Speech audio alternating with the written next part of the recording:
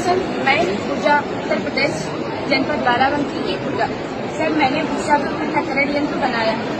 भारत जैसे कृषि प्रधान देश में गेहूँ जैसी मुख्य फसल की कटाई के लिए प्रयोग होने वाले महत्वपूर्ण यंत्र जब थ्रेशर से गेहूँ की कटाई की जाती है तो भूसा बड़ा होता है, इसलिए नीचे गिर जाता है। धूल हल्की होती है, वातावरण में फैलकर प्रदूषण का कारण बन जाती है। स्कूल में पढ़ते समय पास के खेत में चल रहे थ्रेशर से निकलने वाली धूल हमारे स्कूल में आ रही थी, जिसके कारण हम लोगों को पढ़ने और लिखने में दिक्कत हो रही थी, खांसी आने लगी, सांस लेने में दिक्कत थी। इस परिस्थिति को देखकर इस बारे में सोचने लगी थी।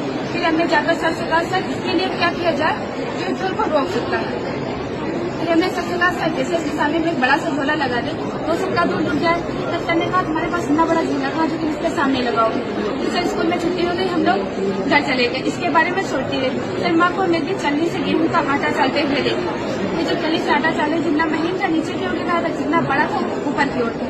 तब हमारे समझ में आया कि जैसे घर और बनते तो मौरन चाली जाती है, उस चलने से हम भूसे को दूर से अलग कर सकते हैं। फिर वो चलना लेकर स्कूल गए। फिर सर के साथ में हम खेत में गए और 2-3 बच्चे लोग बड़े थे, उसको साथ में लेकर गए। फिर चलने में 2 डंडे बांधे, जैसे ये प्रेशर में इसी बीच में हम खड़ा कर दिए थे चलना। जितना भूसा था उसी चलने के ऊपर गिर रहा था। फिर हम भूसे को आगे की ओर खींच रहे थे, जितनी धूल उस पर निकल कर उसको भूसे से धूल को अलग कर दिया। इन भूसे से तो धूल को अलग कर दिया, लेकिन जो हमारी धूल है हम लोगों को प्रदूषित करती है और हानिकारक हो जाती है। उस धूल को हम फिर हमारे नहीं समझ में आ रहा, उसके लेकर फिर जिस तरह से पानी था उसके ऊपर हमारी नजर पड़ी। तब हमारे समझ में आया कि धूल तो उड़ी जा रही है, लेकिन उसमें की जो कुछ धूल नीचे की ओर गिर रही थी कम मात्रा में, वो धूल उसी पानी में चिपकती जा रही थी। तब हमें समझ में आया कि इसलिए इंसान पानी का टैंक कर दे, पानी का टैंक कर देंगे तो उसमें धूल चिपक जाएगी। ये जहाँ से थ्रेशर से भूसे के निकलता है, थ्रेशर से भूसा, हमारा ये इतना पार्ट हटा दिया जाएगा।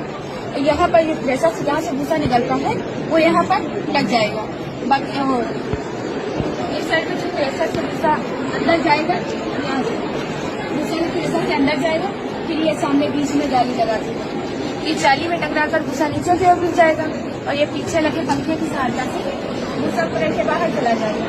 जो धूल है जाली से हवा का सारा इस पर आकर नीचे रखे पानी की टैंक में चिपक जाएगी। धूल देकर पानी में चिपक जाने से अच्छा वातावरण चली जाएगी। जो इसमें का भूसा है, जो भी जीव जंतु खाएगा उसके लिए स्वास्थ्य रहेगा। फिर इसमें थोड़ी देर तक तो धूल चिपकेगी, उसके बाद जब धूल की सतह हो जाती है, धूल से धूल टकराएगी तो उड़ेगी। इसलिए हम पानी के टैंक में लगा दिया है, जिससे हमारा पानी नाचता रहेगा।